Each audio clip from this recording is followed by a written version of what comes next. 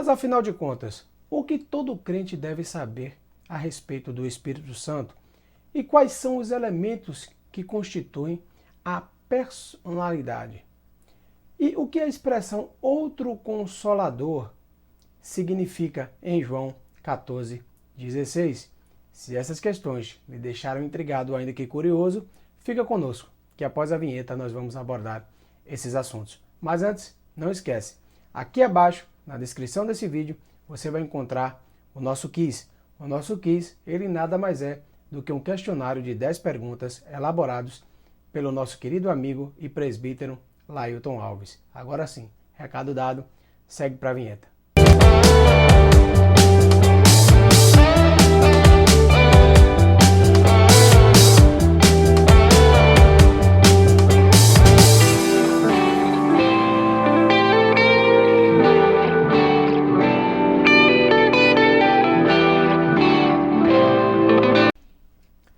A paz do Senhor a vocês, eu espero que vocês estejam bem. Inicio minhas palavras agradecendo a Deus por mais um ano que se inicia e mais um EBD Sinopse aqui de hoje. Eu gostaria também de, nessa oportunidade, pedir a oração de você, amado e querido ouvinte, e da minha equipe, por a minha pessoa e também por esse trabalho. Que Deus ele continue me orientando e direcionando esse trabalho conforme a sua vontade.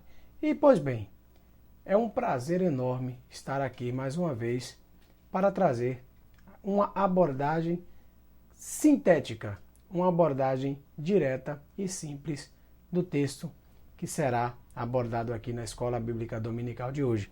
Mas é interessante, né, acentuar que estamos com a lição nova, de título O Verdadeiro Pentecostalismo, a atualidade da doutrina bíblica sobre a atuação do Espírito Santo. O nosso comentarista ele é nada mais, nada menos do que Ezequiel Soares. Ele é líder da Assembleia de Deus em Jundiaí. Ele também é presidente do Conselho da CGADB, também presidente da Comissão Apologética da mesma instituição, graduado em Hebraico pela Universidade de São Paulo e mestre em Ciência da Religião pela Universidade Mackenzie.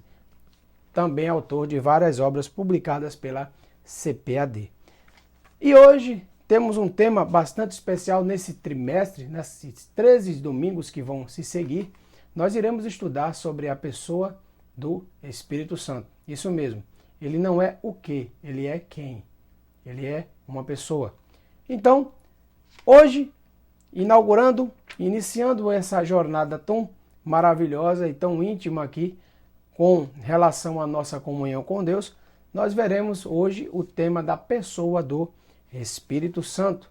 Então, sem mais delongas, eu gostaria que você abrisse o seu material ou a sua lição junto comigo, para que nós possamos fazer a leitura do texto oficial que se encontra no livro de João, capítulo 14, versículo 16, 18 e depois pulamos para o versículo 26. Vamos ler juntos. E eu rogarei ao Pai, e ele vos dará outro Consolador, para que fiquem convosco para sempre. O Espírito da verdade, que o mundo não pode receber, porque não o vê nem o conhece, mas vós o conhecereis, porque habita convosco e estará em vós. Não vos deixei órfãos, voltarei para vós, mas aquele Consolador, o Espírito Santo, que o Pai enviará em meu nome, vos ensinará todas as coisas e vos fará lembrar de tudo quanto vos tenho dito. Agora João, capítulo 16, versículo 14. E ele me glorificará, porque há de receber do que é meu e vou-lo-á de anunciar. Glória seja dada ao nome de Jesus. O texto áureo se encontra em Éfeso, capítulo 4, versículo 30. Leemos o que diz a palavra do Senhor. E não entristeçais o Espírito Santo de Deus, no qual estáis selado para o dia da redenção. Glória seja dada ao nome de Jesus. A verdade prática dessa lição é que nós temos aqui é o seguinte, é que somente a Bíblia ela é a fonte segura e verdadeira que nos direciona sobre a identidade de quem é o Espírito Santo e quais são as suas obras. A pessoa do Espírito Santo é a pessoa que nós, como pentecostais, bem vivenciamos essa realidade. Nós também temos aqui alguns objetivos gerais a saber. Nós temos 3, que é apresentar o que diz as Escrituras, o que nos revela sobre a pessoa do Espírito Santo, relacionar a pessoa do Espírito Santo com Jesus e afirmar que o Espírito Santo age tanto no mundo como no ser humano. O ponto central é justamente esse, que a Bíblia revela a verdadeira verdade sobre a pessoa do Espírito Santo. Ficou até aqui enfático, né? Verdadeira verdade. Mas a Bíblia, ela é a nossa base de fé e ela remota aqui, ela nos revela a verdade sobre a pessoa do Espírito Santo de Deus. Portanto, meus amados, já explanados esses tópicos iniciais, vamos abordar agora os tópicos dessa lição. No primeiro tópico dessa lição, nós temos o seguinte tema: a revelação do Espírito Santo nas Escrituras. E o que quer falar o primeiro tópico deste ponto?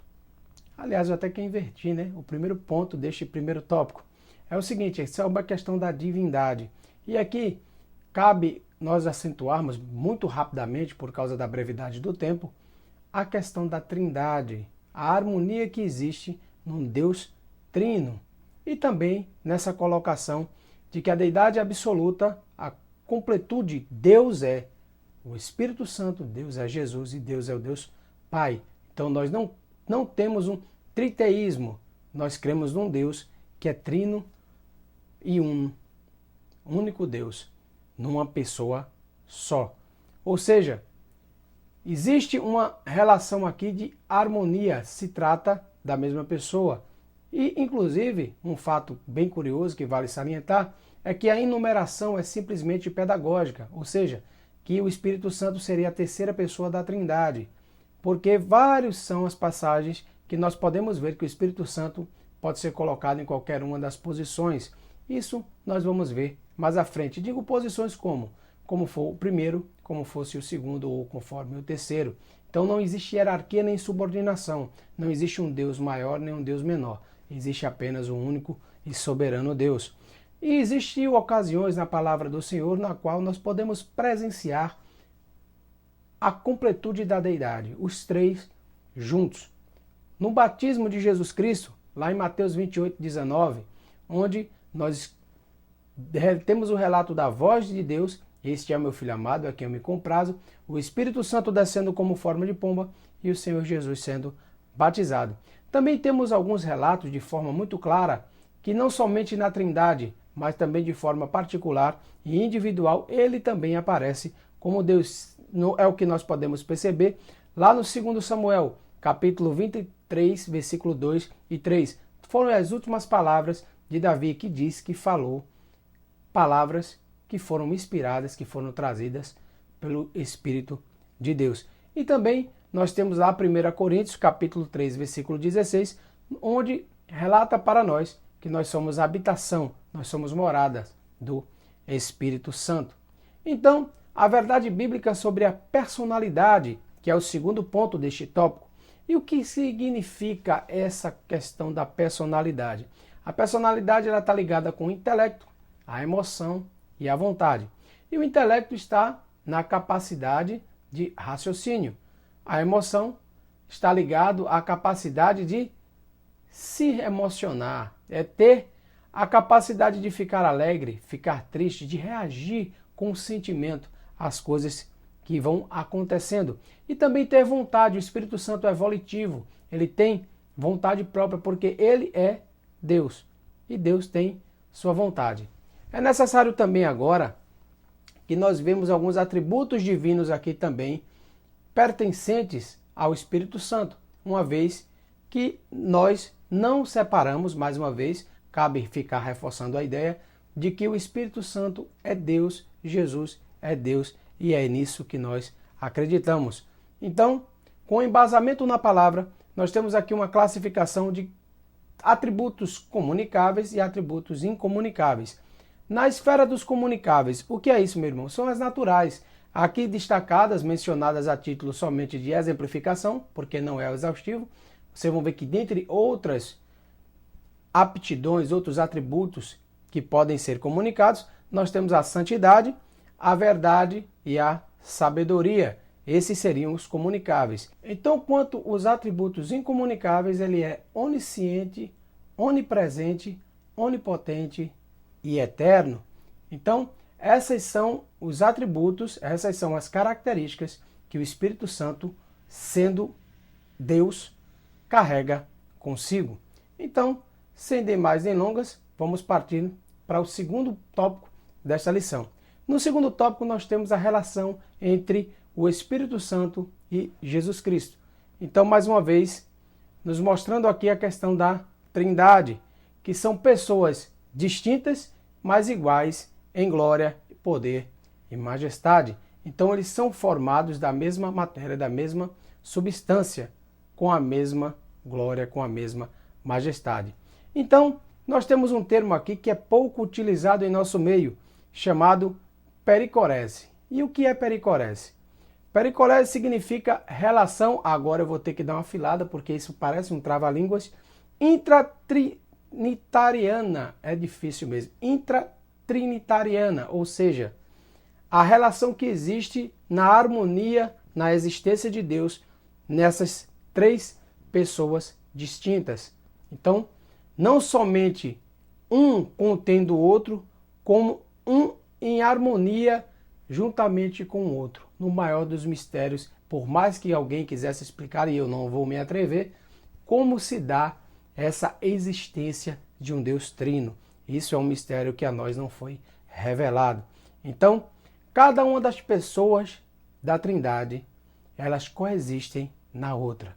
Então, Jesus fala sobre isso em João 17, versículo 5, onde ele diz que antes que o mundo existisse, onde existe aquela façamos o homem à nossa imagem e semelhança, e onde nós vimos também aqui na leitura diária que o Espírito de Deus parava sobre as águas. Então nós vemos que a presença dos três, assim como de João, no princípio era o Verbo era Deus e o Verbo estava com Deus, e sem ele nada do que se foi feito se fez.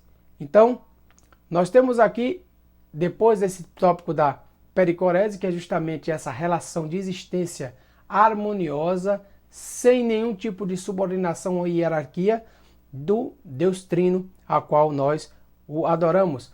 Nós temos aqui no terceiro ponto deste tópico um questionamento aqui. Por muito tempo se questionou se devíamos glorificar a Deus ou ao Espírito Santo, ou seria errado glorificar ao Espírito Santo e não a pessoa bendita de Jesus. Aí nós temos uma pequena incoerência. Por quê?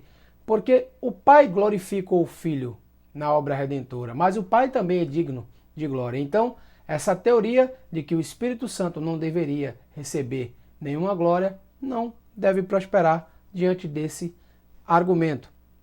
Então nós vemos também que o Espírito Santo, ele deve sim, ele pode ser adorado, porque ele não é, nós não podemos classificar Deus Trino como uma categoria onde o Deus Pai fosse um Deus mais poderoso, onde Jesus fosse somente outro Deus menor como um Filho amado, e o Espírito Santo uma força ativa conforme prega algumas seitas que nós conhecemos. Então, que o Espírito Santo é uma força ativa é um conceito para nós herético, não se sustenta diante da verdade que nos traz a palavra de Deus. Então, qual é o efeito prático? Que quando nós damos glória a Deus, segundo a pericorese, nós estamos glorificando a Deus na totalidade de Deus. Deus trino. Então, quando você levanta a mão que você dá um glória para Deus, que você dá um glória a Jesus, todas as pessoas da Trindade, elas são glorificadas. Então, consubstancialmente, outra palavra aqui de uma expressão muito forte, falando mais uma vez da natureza, da matéria, do que é formado o Espírito Santo. Então, consubstancialmente com o Filho. E qual é o significado? Exatamente esse. É a mesma substância. É a promessa que o Senhor Deus, que o Senhor Jesus nos fez. quando ele disse que era necessário que ele fosse para o Pai e rogar ao Pai que enviasse um Consolador e que se ele não fosse o Consolador, não viria. Então, essa promessa que nós receberíamos e ficaríamos com a presença dele para sempre. E qual é a explicação prática que nós podemos ter aqui? É porque Jesus consubstancialmente está relacionado com Deus, assim também como o Espírito Santo está consubstancialmente relacionado com a pessoa bendita de Jesus. Então, essa expressão outro consolador, já do grego nos renota da mesma espécie, da mesma matéria, da mesma qualidade. Então, nós temos aqui Jesus afirmando que o Espírito Santo e ele são praticamente a mesma coisa, o mesmo Deus. Então, o Espírito Santo tem a mesma substância, a mesma glória e o mesmo poder de Jesus e de Deus, por ser a mesma pessoa. Então, por mais misterioso que seja esse tema de hoje, nós temos aqui firmado mais uma vez com base na palavra do Senhor que o nosso Deus é um Deus trino. E o Espírito Santo ele age não somente no mundo, mas também age no ser humano. No mundo, conforme nós podemos perceber lá em Salmo, capítulo 104, ou melhor, né, que Salmo não tem capítulo, no Salmo 104, versículo 30, nós temos aqui que o Espírito ele é criador, ele é mantenedor e ele é renovador das coisas que existem, porque foi o Espírito Santo, o Espírito Santo de Deus que é incumbido dessa tarefa. Então, no plano da salvação, nós temos também a ação do Espírito Santo. Por exemplo, quando ele conduziu o povo escolhido de Israel durante todo o período no deserto, veio até o plano da redenção, quando ele inspirou os profetas, quando ele se fez presente lá na questão dos anciões, você lembra? A questão dos anciões lá de Moisés, quando Moisés estava sentindo dificuldade para guiar e orientar o povo, uma pessoa só para aquela multidão de questionamentos. Então, o Espírito Santo ele foi propagado para mais 70 anciões. Foi nesse episódio também o Espírito Santo já estava lá. Ele capacitava os juízes, como Otiniel, como Sansão, como Davi, entre outros. Então, nós temos também o Espírito Santo como a nossa ponte de acesso. É a primeira pessoa que nós temos acesso.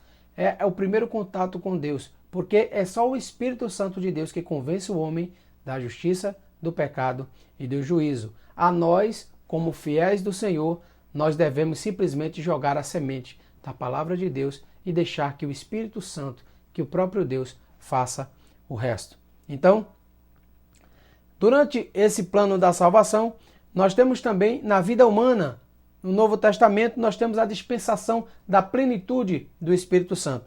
Isso se deu início no dia de Pentecostes, após a ascensão aos céus do Senhor Jesus, onde ele roga ao Pai e o Espírito Santo desce no dia de Pentecostes. E vai durar até quando? Vai durar para sempre. Por quê? Porque ele também é chamado de Espírito Eterno.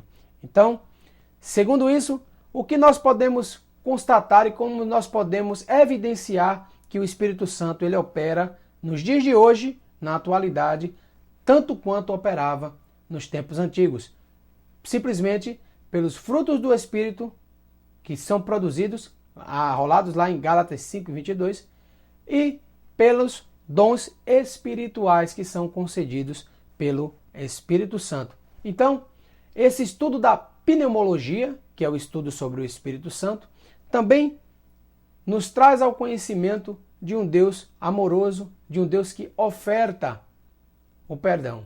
E nós podemos arrolar aqui pelo menos 3 pecados que nós não podemos cometer contra o Espírito Santo, porque você lembra que os pecados cometidos contra os homens são julgados pelos juízes, mas o pecado cometido do homem a Deus, quem pois aí vai interceder por eles? Isso é um questionamento interessante acerca de uma das coisas que o Senhor Jesus nos adverte acerca da pecar contra o Espírito Santo de Deus.